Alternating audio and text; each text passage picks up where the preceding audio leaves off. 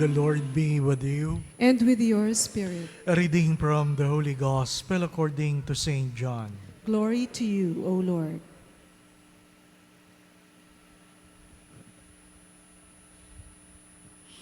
Jesus said to the crowds, "No one can come to me unless the Father who sent me draw him.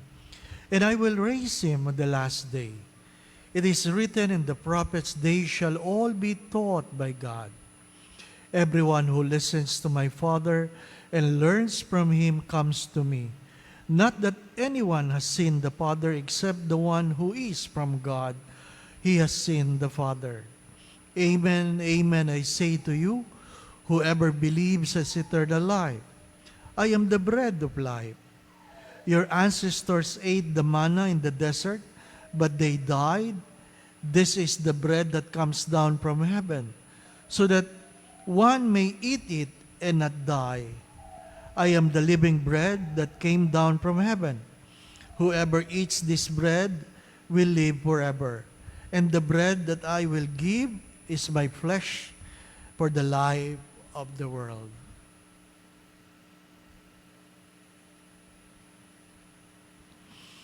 The Gospel of the Lord. Praise to you, Lord Jesus Christ.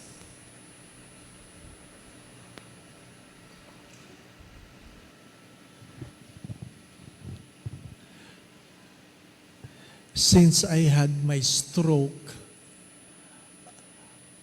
I am in a restricted diet. Restricted diet. The problem with restricted diet is not about what you eat and what you cannot eat. The truth about restricted diet is you always look at the plate of other people, what they are eating. Yun ang problema ng restricted diet. Yung ba't sila pwede, ako hindi. Hindi po ba, no? Kaya, yung mga may sakit, yung matatanda, naintindihan mo, sasabihin nila, bigyan mo naman ako ng ganyan, konti lang. Di ba? Konti lang. Bawal sa iyo, mama, konti lang. Di ba? Yung isang may sakit, sabi niya, pahinga ice cream. Binigyan ng konti. Sabi niya, hindi mo lang sumayad sa lalamunan. Ano pa? Restricted diet. I am the bread of life. The moment you take Jesus, your life will become restricted. The moment you receive Jesus, your life will become restricted. And you can always look at other people who don't believe in Christ and say, ba't nila pwedeng gawin yun, ako hindi? Because the bread of life comes with the condition. If you take this bread, you have to live a kind of life that God desires for you. You have to live a kind of life desires for you. Hindi pwedeng eat all you can ka kay Kristo, pero patuloy mong gagawin ang mga mali or labag sa kautusan ng Diyos. And that is our common problem. Pag sinasabing, may gamot naman eh.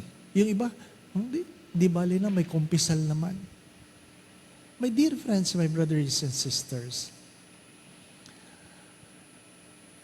kung kayo ay may sakit, many of our medicines are preventive but not curative. Preventive but not curative. Ano ibig sabihin? Pag kayo, ako, may diabetes ako, yung metformin, hindi yun curative. Metformin will never cure a diabetic. It is simply to prevent the sugar from going up. From going up.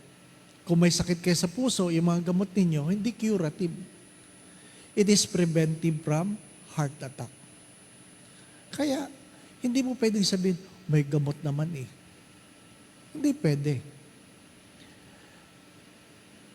everything that we eat entails a way of life. How much more with our life in Christ? I am the bread of life. I feed you, but you have to live a kind of life that merits eternal life. Hindi pwedeng kumunyon ka na kumunyon, patuloy mong kasalanan, at aasa ka na meron ka muling pagkabuhay. Wala. Mahalagang naintindihan natin yon. Even though, as you have heard this, no one comes to me unless the Father draw him. Like the first reading, the eunuch was drawn by God. And God addressed his desire to be baptized. It is all by the initiative of God that we are drawn to Him. But to respond to the calling is from us. To respond from the calling is from us. Many times I have said this, that discipline is never about punishment. Discipline is embracing certain habits so that we will be able to live a life of excellence and distinction. You need to live a way of life that merits the future you want to achieve. Hindi pwedeng puro pangarap.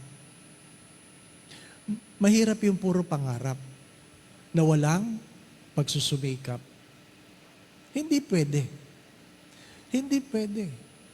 Mga minamahal na mga kapatid, you have to understand, you want to excel, you want to prosper, you want to be healthy, name it, it entails a life of discipline.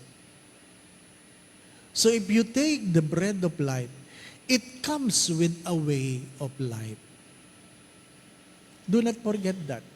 If you receive the bread of life, it comes with a way of life. Amen.